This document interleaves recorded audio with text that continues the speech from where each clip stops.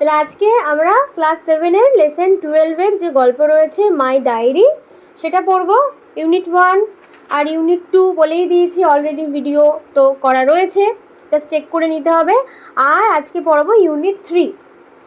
Unit 3টা হচ্ছে ওর আর একদিনের মানে ডায়েরি। তো প্রত্যেক দিন ডায়েরি লেখা শুরু করলে আমরা কি করি, আমরা ডেট দিই। সেম অ্যানি ফ্র্যাঙ্ক যে এই গল্পটা লিখেছে বা ডায়েরিটা লিখেছে সে একটা ডেট দিয়েছে, স্যাটারডে 20 জুন 1942, 1942। 1942 সাল মানে ভাবো তো ভারতের স্বাধীনতা হওয়ার কত বছর আগে? ইয়েস, সেই সময় ও লিখছে। তাহলে সেই সময় কিন্তু তখনও হিটলারের যে একটা ব্যাপার সেটা চলছে, দ্বিতীয় বিশ্বযুদ্ধের যে ব্যাপারটা, ঠিক আছে। লিখছে I haven't written for a few days. আমি অনেক দিন লিখিনি, কারণ খেয়াল করে দেখো ওই যে 15ই জুনের পরে 5 দিন পরে 20 জুন ও আবার লিখছে, তাহলে 5 দিন ডায়েরি লেখেনি। আই হ্যাভ নট রিটেন, এই হ্যাভ নটটাকেই শর্টে কি লেখা আছে? হ্যাভেন্ট, ঠিক আছে। ওটা নেই বলে ওখানে অ্যাপোস্ট্রফি চিহ্ন দেওয়া, তাহলে এই চিহ্নটার নাম কি? অ্যাপোস্ট্রফি। আমি লিখিনি ফর এ ফিউ ডেজ, কিছু দিন ধরে, বিকজ কারণ, আই ওয়ান্টেড আমি চেয়েছিলাম, ফার্স্ট অফ অল সবার প্রথমে, টু থিঙ্ক ভাবতে, অ্যাবাউট মাই ডায়েরি আমার ডায়েরির বিষয়। বলছে আমি অনেক দিন লিখিনি কারণ আমি ডায়েরির বিষয়ে অনেক কিছু ভাবতে চেয়েছিলাম। ইটস অ্যান অড আইডিয়া, এটা একটা অদ্ভুত চিন্তা, ফর সামওয়ান একজনের জন্য, লাইক মি আমার জন্য, টু কিপ আ ডায়েরি যে আমার মতো একটা লোক ডায়েরি লিখবে, এটা একটা অদ্ভুত ব্যাপার। Not only because I have never done so before, এই জন্য নয়, নট অনলি বিকজ যে আমি এটা কোনো দিন আগে করিনি, I have never done so before, before মানে আগে। বলছে যে আমি কোনো দিন আগে ডায়েরি লিখিনি, তাই জন্য যে আমার ডায়েরি লেখাটা একটা অড ব্যাপার সেটা কিন্তু নয়, বাট কিন্তু বিকজ এর কারণ হচ্ছে, ইট সিমস টু মি আমার মনে হয়, that neither I nor for that matter anyone else will be interested in the unbosoming of a 13-year-old school girl. বলছে আমার মনে হয় না যে যে আমার মতো 13 বছর বয়সী, ঠিক আছে, 13-year-old, তাহলে আমাদের অ্যানি ফ্র্যাঙ্কের তখন বয়স কত ছিল? 13। বলছে একটা 13 বছর বয়সী স্কুলের মেয়ের ডায়েরি যে কেউ খুলে পড়তে পছন্দ করবে। আনবজমিং মানে কি? আনবজমিং মানে হচ্ছে এই যে কোনো কিছু খুলে পড়া, তার চিন্তা ভাবনা, ঠিক আছে, যে আমার অনুভূতিগুলো যে কেউ পড়তে বা জানতে চাইবে আমার তো মনে হয় না।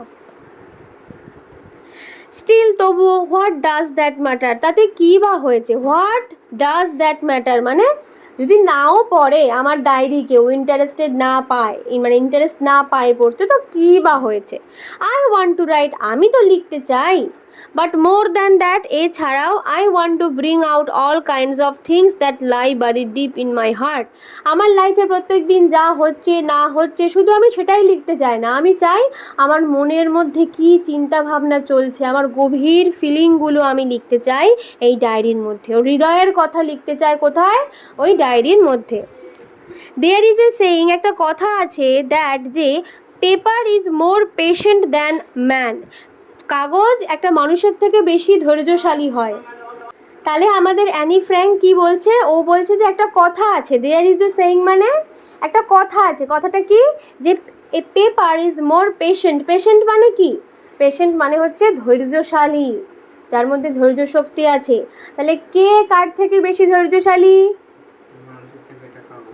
মানুষের থেকে একটা কাগজের। Very good. It came back to me on one of my slightly melancholy days. বলছে it came back to me, আমাকে ফিরিয়ে দেয়, one of my slightly melancholy days, আমার কিছু দুঃখের দিনগুলো। মেলানকলি ডেজ মানে, মেলানকলি মানে দুঃখের দিন, ঠিক আছে। ওয়াইল আই স্যাট চিন ইন হ্যান্ড, যখন আমি, চিন মানে থুতনিতে হাত দিয়ে বসেছিলাম, ফিলিং টু বোর, যখন আমার খুব বোর লাগছিল, একঘেয়েমি লাগছিল, অ্যান্ড লিম্প, লিম্প মানে বড্ড দুর্বল লাগছিল, নিজেকে খুব মানে নরম, কি বলবো, উইক ফিল করছিলাম, even to make up my mind, আমি মনস্থির করতেও পারছিলাম না, ওয়েদার টু গো আউট, যে আমি বাইরে বেরোবো, অর স্টে অ্যাট হোম, নাকি ঘরে থাকবো। ইয়েস, হ্যাঁ, দেয়ার ইজ নো ডাউট, কোনো সন্দেহই নেই, দ্যাট পেপার ইজ পেশেন্ট, যে একটা কাগজ বেশি ধৈর্যশীল হয়, and I don't intend to show, আর আমার কোনো ইচ্ছা নেই দেখাতে, দিস কার্ডবোর্ড কভার্ড নোটবুক, এই কার্ডবোর্ডের কভার দেওয়া একটা ডায়েরির দেখবে মলাটগুলো একটু মোটা মোটা হয়, কার্ডবোর্ড দিয়ে তৈরি হয়, বলছে bearing the proud name of diary, যার যার একটা সুন্দর নাম আছে সেটা হচ্ছে ডায়েরি, টু এনি ওয়ান, প্রত্যেকের কাছে, এটাকে সবাই ডায়েরি বলে, ঠিক আছে। Unless I find a real friend, কিন্তু আমি, আমার কাছে ডায়েরিটাকে একটা আসল বন্ধু, real friend, boy or girl probably nobody cares, আমার ডায়েরিটা, আমার বন্ধুটা ছেলে না মেয়ে, হয়তো, প্রবাবলি মানে হয়তো, নোবডি কেয়ার্স, কারোর কাছে যায়ও আসে না, কেউ পরোয়া করে না। And now I come to root of the matter, তাহলে চলো আমি আমার আসল ঘটনা বলি, রুট মানে আসল, আর ম্যাটার মানে আসল বিষয় বলি।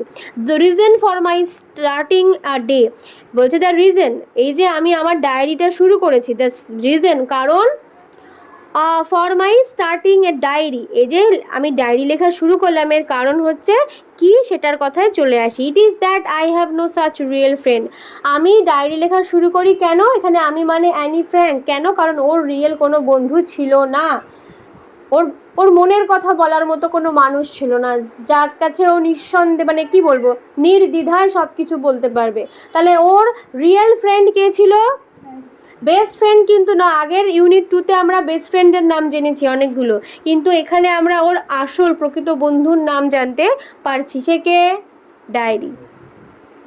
Late me put it clearly, চলো তোমাকে পরিষ্কার করে আমি বলছি। Since no one would believe, কেউ বিশ্বাসই করবে না, দ্যাট যে এ গার্ল অফ 13, একটা 13 বছরের মেয়ে, feels herself quite alone in the world, যে পৃথিবীতে নিজেকে একা মনে করে, তাহলে কেউ বিশ্বাস করবে যদি 13 বছরের একটা মেয়ে বলে যে আমি পৃথিবীতে বড্ড একা, সবাই হাসবে না যে হ্যাঁ এইটুকু বাচ্চার বড় বড় কথা, বাট না, ও খুব অ্যালোন ফিল করতো, অ্যালোন মানে হচ্ছে খুব একাকী ফিল করতো। নর it is so, I have darling parents, তার এর জন্য নয় যে আমার ভালো বাবা মাও ছিল, ডার্লিং প্যারেন্টস মানে আমার বাবা মাও ভালো ছিল, অ্যান্ড দ্য সিস্টার অফ 16, আমার 16 বছরের একটা দিদিও ছিল। আমি সিস্টার মানে এখানে দিদি কেন বললাম, কারণ দিদির বয়স 16 আর ওর 13, তাহলে এটা বোন না দিদি, ওর দিদির বয়স 16। আই নো অ্যাবাউট 30 পিপল, আমি 30 জন মতো লোককে চিনি, হুম ওয়ান মাইট কল ফ্রেন্ডস, যাদেরকে আমি বন্ধু বলতেই পারি, তাহলে ওর মোটামুটি বন্ধু বলতেও কজনকে চেনে, 30 জন, মানে 30 পিপলকে চেনে। আই হ্যাভ রিলেশনস, আমার অনেক আত্মীয়ও আছে, যেরকম তারা কারা কারা আত্মীয়রা, আন্টস, পিসি, মাসি, অ্যান্ড আঙ্কেলস, কাকা, মামা, সবাই। হু আর ডার্লিংস টু, তারাও খুব ভালো। এ গুড হোম, একটা ভালো বাড়ি আছে, এখানে হোম মানে পরিবার আছে আমাদের। No I don't seem to lack anything, অর্থাৎ আমার তো সেরকম কোনো কিছু ল্যাক নেই, ল্যাক মানে হচ্ছে অভাব, তাহলে ওর ভালো দিদি আছে, ভালো বাবা মা আছে, ওর 30টা মতো বন্ধু আছে, ওর পিসি, মাসি, কাকা, মামা, ভালো একটা পরিবার আছে, হোম আছে, তাহলে তো ওর কোনো ল্যাক নেই, ওর তো কোনো অভাব নেই। এনিথিং মানে কোনো কিছুর। But it is the same with all my friends, কিন্তু এইটাই আমার সমস্ত বন্ধুদের ক্ষেত্রেই ঘটে, just fun and joking, nothing more, বলছে বন্ধুদের সঙ্গে শুধু আমি মজা করি, ফান করি, জোকিং করি, এর চেয়ে কিন্তু বেশি কিছু ওদের সাথে হয় না। I can never bring myself, আমি কোনোদিন নিজেকে সেই জায়গায় আনতে পারি না, to talk of anything outside the common round, বন্ধুরা যে কথা বলতে ভালোবাসে সেই কথার বাইরে আমি বন্ধুদের সঙ্গে কোনো কথা আনতে পারি না, নিজেকে প্রকাশ করতে পারি না। তাহলে ও কিন্তু দেখ, ও সবার সঙ্গে হেসে খেলে কথা কিন্তু বলে, বাট ওর মনের কথা ও বলার কোনো মানুষ পায় না, হাসাহাসি ইয়ার্কি ফাজলামোর জন্য লোক পায়, কিন্তু ও মনের কথা বলার জন্য লোক পাচ্ছে না। We don't seem to be able to get any closer, আমার মনে হয় আমরা আন্তরিক হতে পারছি না, এনি ক্লোজার মানে ঘনিষ্ঠ হতে পারি না, that is the root of the trouble, আর সেই কারণেই এটাই হচ্ছে রুট প্রবলেম, রুট মানে মূল আর ট্রাভেল মানে সমস্যা। তাহলে ওর বন্ধু আছে, কথা বলার লোক আছে, কিন্তু ওর মনের কথা বলার কোনো লোক নেই। পারহ্যাপস আই ল্যাক, হয়তো আমার মধ্যে অভাব আছে, ল্যাক মানে অভাব আছে, কিসের অভাব, কনফিডেন্স মানে কি বলবো, আত্মসম্মান না, আত্মবিশ্বাস, very good Shreyasi. But anyway, কিন্তু যাই হোক, there it is a stubborn fact, কিন্তু তবুও এখানে আছে একটা খুব জেদি একটা বিষয়। স্টাবার্ন মানে মানে যেটা সরানো যায় না, একদম পুরো জেদি বলা হয়, ঠিক আছে। I don't seem to be able to do anything about it, এই যে আমার মধ্যে একটা যে এই যে চাপা ব্যাপার রয়েছে, একটা স্টাবার্ন, একটা চাপা ব্যাপার, এটা আমি কোনোভাবেই কাটাতে পারি না। হেন্স তবুও দিস ডায়েরি, এই ডায়েরিটা আমাকে হেল্প করে। In order to enhance in my minds I, আমার মনের চোখকে এনহ্যান্স করার জন্য, বেশি শক্তিশালী করার জন্য, উন্নত করার জন্য, the picture of the friend, যে বন্ধুর আমার ছবি মানে চোখে ঝলে আসে, for whom I have waited so long, যে বন্ধুর জন্য আমি এত দিন অপেক্ষা করেছিলাম। I don't want to set down a series of bald facts in a diary like most people do. অনেক লোক আছে যারা বাল্ড ফ্যাক্ট মানে প্লেন আর ক্লিয়ার ঘটনা লেখে, ঠিক আছে। বাল্ড মানে অ্যাকচুয়ালি টাকলু, এবার কেউ তো আর টাকলু ঘটনা লেখে না, এখানে এই কথাটার মানে হচ্ছে অতি সাধারণ, যে আমি আজকে ঘুম থেকে উঠেছি, আমি আজকে চা খেয়েছি, আজকে মামা এসেছে আমায় 10 টাকা দিয়েছে, এইসব ঘটনা অনেকে ডায়েরিতে লেখে, স্টিকার লাগায়, কিন্তু ও বলছে যে আমি এরকম ওয়ার্ল্ড ফ্যাক্ট আমি ডায়েরির মধ্যে করতে চাই না। ও কি করতে চায়, ও মনের কথা, মনের ফিলিংস ও লিখতে চায়। But I want this diary, আমি চাই এই ডায়েরিটাকে itself to be my friend, আমার বন্ধু হতে, মানে বন্ধু হওয়াতে চায়। And I shall call my friend Kitty, আর ডায়েরিটাকে ও কী নামে ডাকবে, কিটি নামে ডাকবে। তাহলে যদি প্রশ্ন আসে ডায়েরিটার নাম কি রেখেছিল Anne Frank, Kitty, very good. No one will grasp what I am talking about if I begin my letters to Kitty just out of the blue, বলছে কেউ কোনোদিন অবাকও হবে না, ঠিক আছে, যদি আমি হঠাৎ করে চিঠি লিখি কিটির উদ্দেশ্যে, just out of the blue. Just out of the blue মানে হচ্ছে আকাশ থেকে পড়ার মতো, সবাই অবাক হয়ে যাবে, বা কেউ হয়তো জানতেও পারবে না যে কিটিকে, আমি যদি কিটিকে উদ্দেশ্য করে কোনো ঘটনা লিখি। সো এই যে বললাম, এই যে উচ্চারণটা ALBEIT, আলবিয়েট, ঠিক আছে। বলছে যে সো আলবিয়েট আনউইলিংলি, বলছে আনউইলিংলি মানে আলবেইট মানে হচ্ছে অলদো, যদিও অনিচ্ছাকৃত, I will sit by sketching in brief the story of my life. তাহলে ও ডায়েরিতে কি স্কেচ করবে, কিসের ছবি আঁকবে, কোনো ছবি এখানে না, ও ঘটনা লিখবে। কিসের ঘটনা, ওর জীবনের ঘটনা, অতি সংক্ষেপে লিখবে। ব্রিফ মানে ছোট করে, সংক্ষেপে ওর লাইফের ঘটনা ও ডায়েরিতে লিখবে। তাহলে এইটুকুর মধ্যে আমরা ইউনিট 3 এর মধ্যে যেটুকু এখনো অবধি বললাম, আমরা কি বুঝলাম, যে ও পৃথিবীতে বড্ড একা ফিল করে। কেউ যদি শোনে ঘটনাটা যে একটা 13 বছরের মেয়ে একা ফিল করে, সবাই কেউ বিশ্বাস করবে না, কিন্তু ও সত্যিই একা ফিল করে, কারণ ওর মজা করার জন্য, ইয়ার্কি করার জন্য অনেক ফ্রেন্ড আছে। ইভেন ওর অনেক আত্মীয় স্বজন আছে, বাবা মা আছে, বোন দিদি আছে একটা 16 বছরের, ওর কাকু আছে, পিসি আছে, সবাই আছে, একটা বাড়ি আছে, কিন্তু তবুও ওর মধ্যে কিছু একটা অভাব বোধ হয়। সেটা কি, একটা মনের কথা শোনার জন্য একটা লোকের। আর ও কাকে এই মনের রিয়েল ফ্রেন্ড বা মনের মানুষ মনে করে, ডায়েরিটাকে। আর ডায়েরিটার নাম তাই ও কি দিয়েছে, কিটি। এবং ও কিটির উদ্দেশ্যে নানা রকম চিঠি ফিঠি লিখবে যখন, তখন কেউ কিন্তু এটা ধরতেও পারবে না যে ও কাকে লিখছে, সবাই আকাশ থেকে পড়বে। আর ও কি চাইছে, যে ডায়েরির মধ্যে ও ওয়ার্ল্ড ফ্যাক্টস লিখবে না, উল্টো পাল্টা অতি সাধারণ জিনিস ও লিখবে না। ও কি লিখবে, ওর মনের কথা লিখবে, ওর জীবনের এক্সপিরিয়েন্স লিখবে, অভিজ্ঞতা লিখবে। নেক্সট প্যারায় কি আছে দেখো, মাই ফাদার ওয়াজ 36, আমার বাবার বয়স ছিল 36। তাহলে পরীক্ষায় প্রশ্ন আসবে, দিদির বয়স কত, 16, আর বাবার বয়স 36। Yes, very good. When he married my mother, তাহলে ওর বাবার যখন 36 বয়স ছিল, 36 বছর বয়স, সে তখন ওর মাকে বিয়ে করে, ঠিক আছে। হু ওয়াজ দেন 25, যখন ওর মায়ের বয়স ছিল 25। তাহলে যখন বিয়ে করে বাবা মা, তখন বাবা মায়ের বয়স কত ছিল, মায়ের ছিল 25 আর বাবা ছিল 36। Very good. তো মাই সিস্টার ওয়াজ বর্ন, আমার যে দিদি, সে জন্মেছিল ইন 1926-এ, মানে 1926 সালে, in Frankfurt on main, Frankfurt শহরে, ঠিক আছে। আই ফলোড অন জুন 12, 1929, আর আমার জন্ম হয়েছিল 12ই জুন 1929 সালে। তাহলে ওর দিদির জন্ম 1926-এ, আর ওর জন্ম 1929-এর জুন মাসের 12 তারিখে। অ্যান্ড উই, আর আমরা, এমিগ্রেটেড মানে একটা জায়গা ছেড়ে অন্য দেশে চলে যাওয়া, ঠিক আছে। ওরা এমিগ্রেট করেছিল কোথায়? টু হল্যান্ড ইন 1933-তে। ওরা হল্যান্ডে চলে গেছিলো। কোথায় চলে গেছিলো ফ্র্যাঙ্কফুর্ট ছেড়ে? হল্যান্ডে 1933-তে। হোয়ার মাই ফাদার ওয়াজ অ্যাপয়েন্টেড, যেখানে আমার বাবাকে কাজে নেওয়া হয়েছিল ম্যানেজিং ডিরেক্টর হিসেবে। কোথাকার managing director? Of Travis NV, একটা কোম্পানি যেটার নাম হচ্ছে ট্রাভিস এনভি।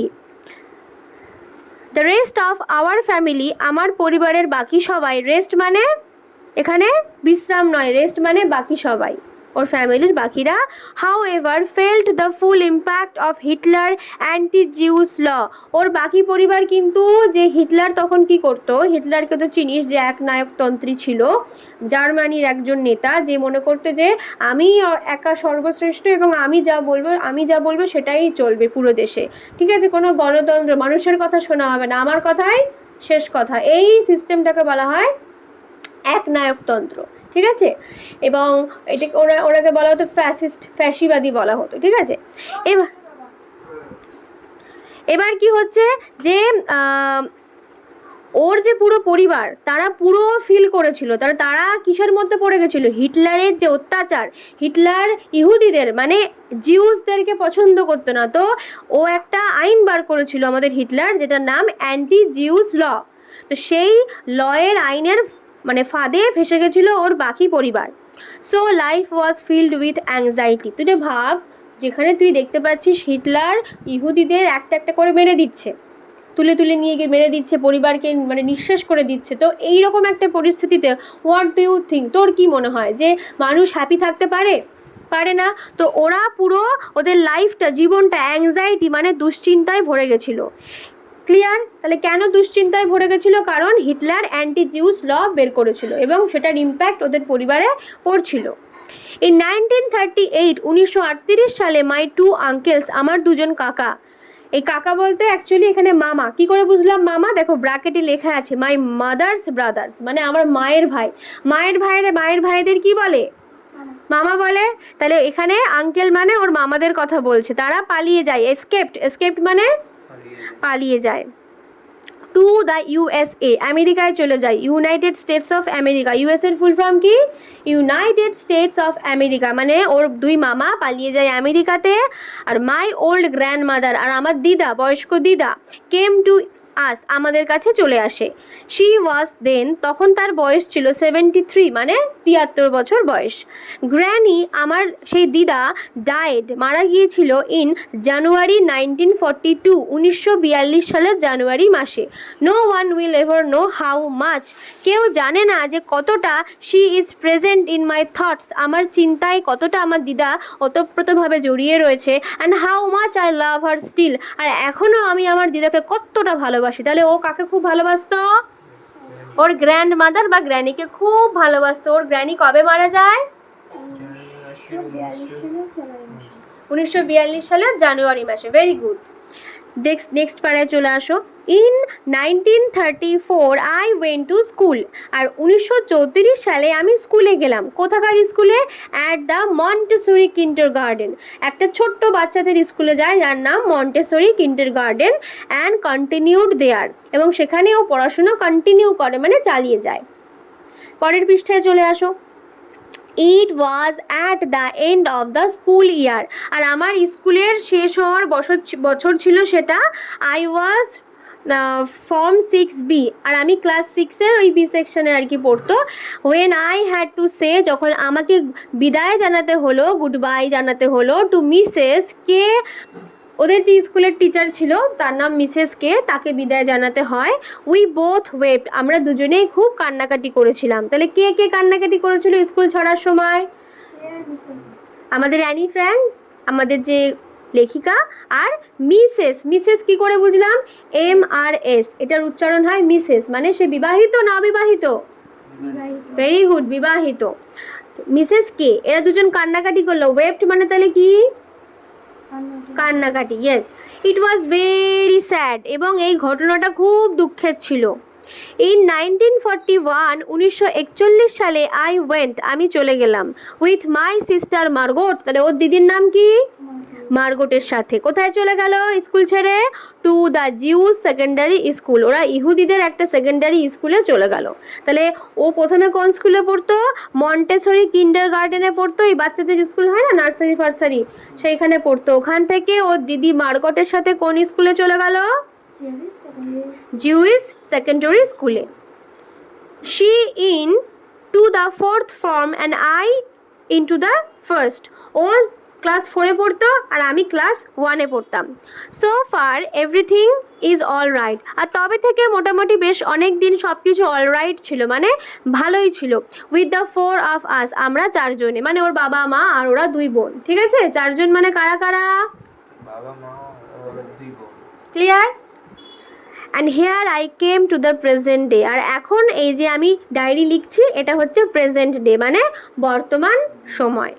এই ছিল পুরো গল্পটা। আর আমি তো অলরেডি বলেই দিয়েছি যে ইউনিট 1 ইউনিট 2 যে ভিডিও অলরেডি আপলোড আছে, তোমরা কিন্তু লিঙ্কটা ডেসক্রিপশান থেকে পেয়ে যাবে।